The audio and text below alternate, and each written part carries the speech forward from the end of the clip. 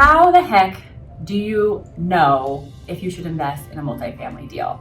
How do you know how to calculate the numbers to figure out if it's worth buying? We have definitely been there. The first time, the 20th time, it just felt like amazing numbers and just a lack of confidence of like knowing what to do. Do you remember how that felt, Amanda? I don't think I can forget how that felt. There's so much to think about.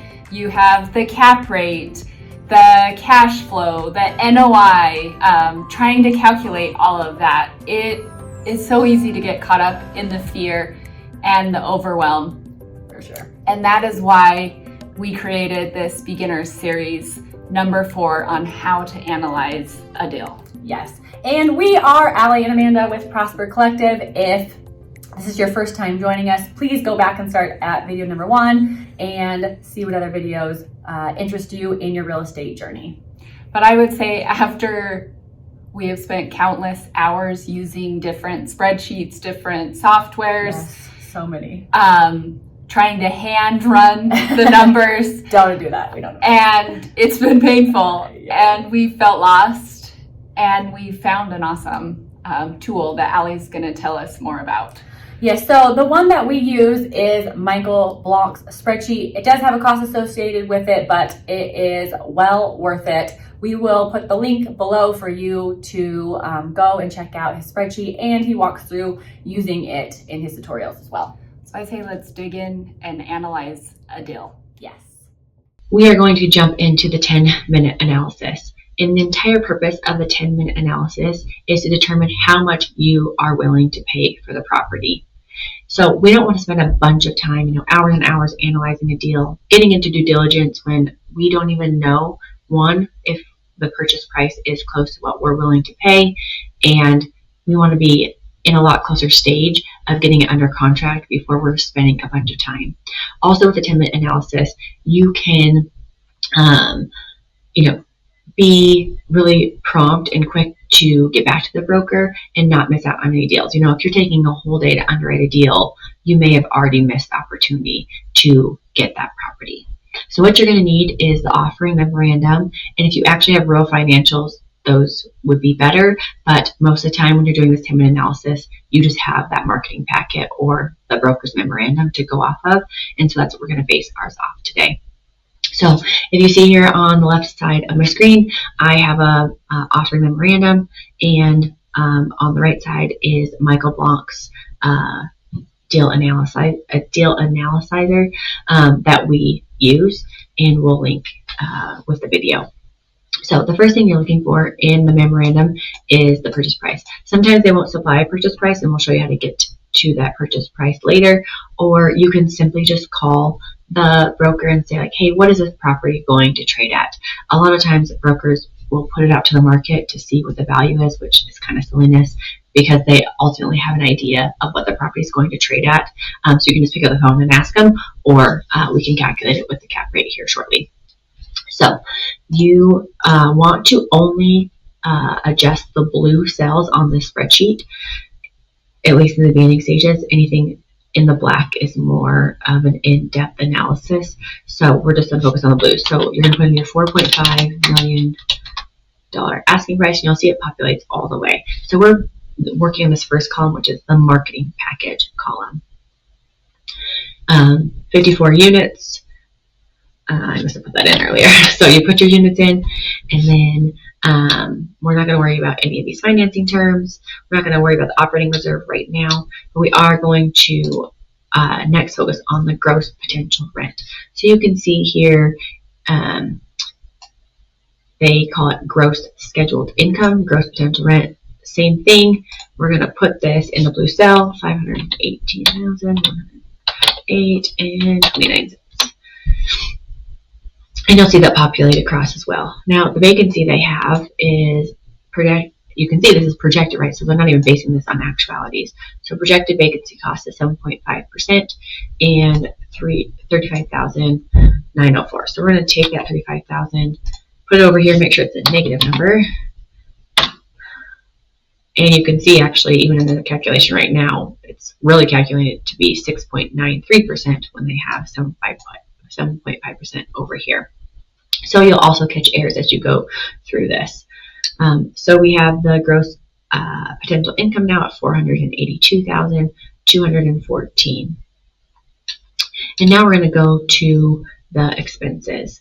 Same thing, we're not going to get bogged down on all these different types of expenses, right? Maybe did they miss the management fee? Did they, not have insurance in there? We're not going to get into those pieces. We're going to take their number at the operating expenses. You can see right here at 208,533, and we're just going to pick a line. It doesn't matter. It can just be in advertising.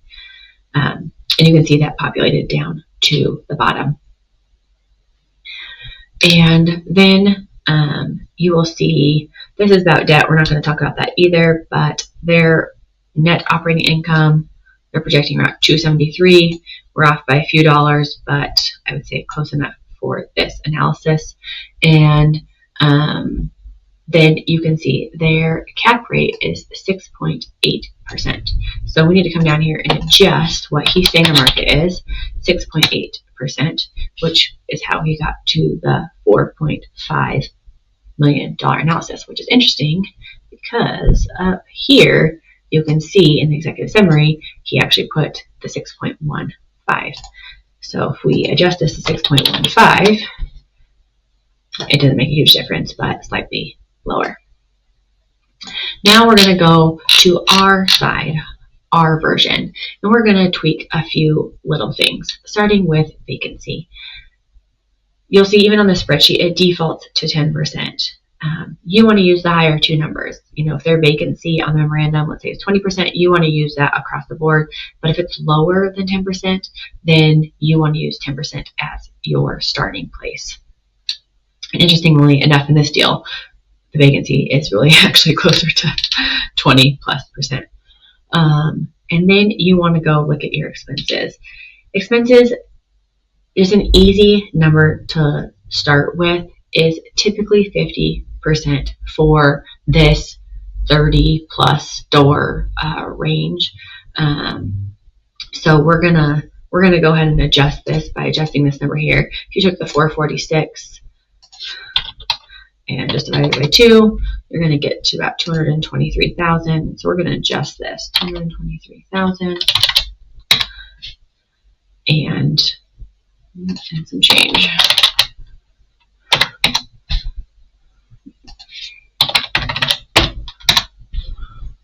Okay, now we're about close to 50%.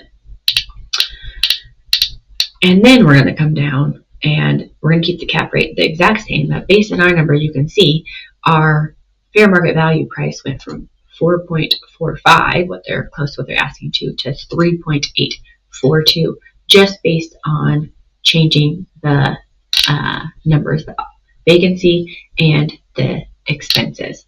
So your next step would be simply to pick up the phone, call the broker like, hey, we went through our numbers and it seems like your vacancy is a little low, and the expenses, what we find are typically around 50% for this type of property. So with your fair market cap rate at 6.15%, that puts the value at 3.85 million. Are we even close to, in the range that the seller would consider? Then if the broker says yes, then you are going to move on to your next step, where you're going to do a much deeper analysis based on actual rent rolls and financials. But right now, all you need to do is this quick analysis, and you can determine what your next steps are. After running that 10-minute analysis with us, we hope that you can see that you can do this too. If we can do it, you can do it. You have all the information you need now to go and run your 10-minute analysis. And of course, if you find something that is a good deal, set up that tour with your broker to go make sure what you're seeing on paper is really what is in person. And remember, this is not about perfection. It's about practice. So we highly recommend running 2 to 3 properties using this 10-minute analysis per week. And we know there may not be that many deals in your market to run. So look on Crexy, LoopNet, those listings that have the rent roll and the financials in the memorandum offering run those for practice, and you'll find out before long it's kind of fun. And you'll be doing it like a professional in no time. Yes, and remember, we have put the link below to join our Facebook group, and that is where we're going to link Michael Blanc's spreadsheet for you to use for your 10-minute analysis. Thanks for sticking with us for video 4, and we'll see you on video 5. And what is that, Amanda? Financing. Yay! We'll see you then.